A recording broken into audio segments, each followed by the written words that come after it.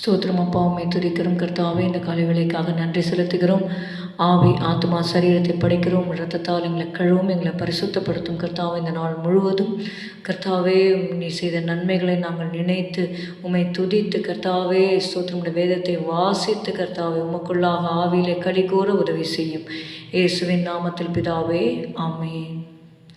உம் சித்தம் போல் என்னை என்றும் தற்பரனே நீ நடத்தும்.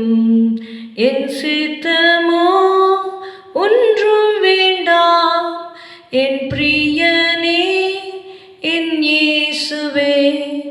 என் சித்தமோ ஒன்றும் வேண்டாம், என் பிரியனே என் இயேசுவே. அக்னி ஸ்தம்பம் மேகஸ்தம்பம் அடியார் மீது ஜொலித்திடட்டும். இரவு பகல் கூட நின்று என்றென்றுமாய் நடத்திடுமே.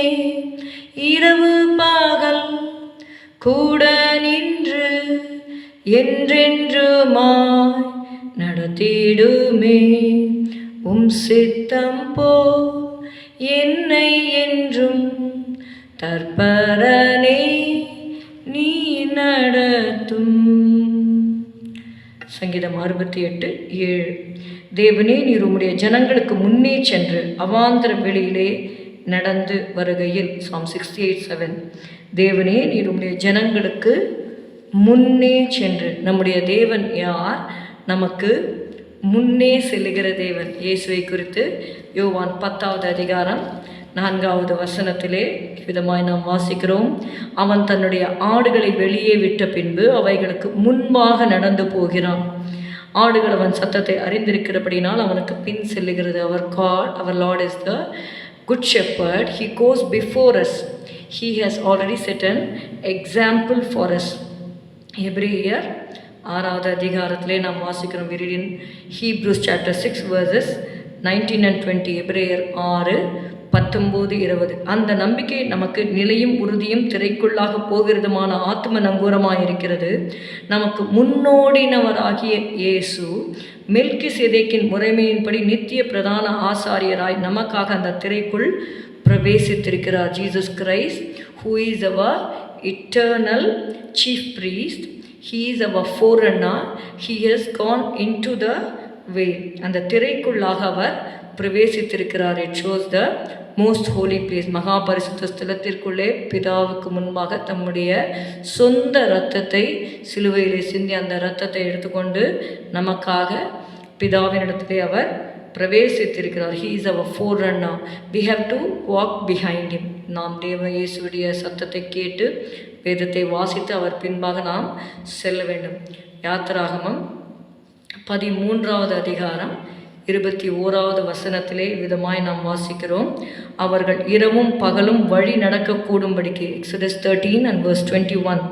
அவர்கள் இரவும் பகலும் வழி நடக்கக்கூடும்படிக்கு கர்த்தர் பகலில் அவர்களை வழி நடத்த மேக ஸ்தம்பத்திலும் இரவில் அவர்களுக்கு வெளிச்சம் காட்ட அக்னி ஸ்தம்பத்திலும் அவர்களுக்கு முன் சென்றார். நாம் பாடுவோம் இல்லையா, முன் சென்றாரே அவர் நல்லவர், அவர் கிருபை என்றும் உள்ளது. இத்தனை நாட்கள், இத்தனை வருடங்கள் தேவன் நமக்கு முன் சென்றபடினால்தான் நம்மாலே இந்த கிறிஸ்துவ ஜீவியத்திலே அவருடைய சத்தத்தை கேட்டு நம்மால் அவருக்கு பின் செல்ல முடிகிறது. இந்த நாட்களிலே பழைய ஏற்பாட்டு நாட்களிலே நம்ம பார்க்கும் பொழுது மேகஸ்தம்பம் அக்னி ஸ்தம்பம் என்று சொல்லி வாசிக்கிறோம்.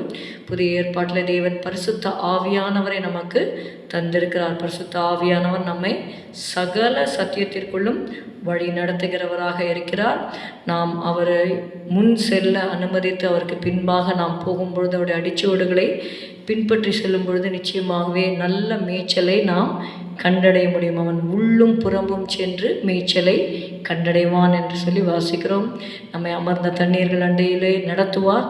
மரணங்களின் பள்ளத்தாக்கின் வழியாக நம்மை நடத்தி கொண்டு போனாலும் அவருடைய கோலும் அவருடைய வசனம் நம்மை தேற்றுகிறதா இருக்கிறது. ஹல்லேலூயா. ஜீவன நாளெல்லாம் நன்மையும் கிருபையும் நம்மை தொடரும்படி செய்வார். ஸ்தோத்திரம் அப்பா, உம்மை துதிக்கிறோம் துதிக்கிறோம் துதிக்கிறோம் ஆண்டவரே.